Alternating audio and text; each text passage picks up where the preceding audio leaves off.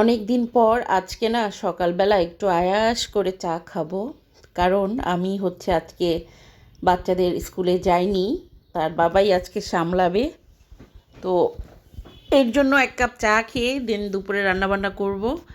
গতদিন সারাদিন বাইরে ছিলাম, কোনো রান্নাবান্না ছিল না। তো আমার রান্নাঘরের ব্যাপারটা খুবই নোংরা হয়ে আসে।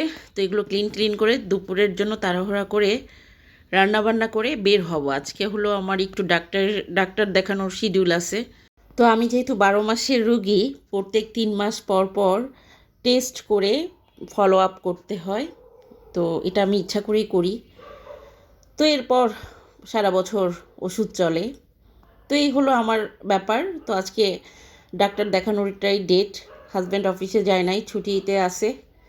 তো আজকে যেটা হয়েছে, গ্যাস চলে গেছে। হ্যাঁ, তো রান্নাঘর কিন্তু খুব ভালোভাবে পরিষ্কার পরিচ্ছন্ন করে নিয়েছি। যা যা রান্নাবান্না করব তা কেটে বেছে নিছি। গ্যাস যেহেতু নাই, খুব শর্টকাট রান্নাবান্না।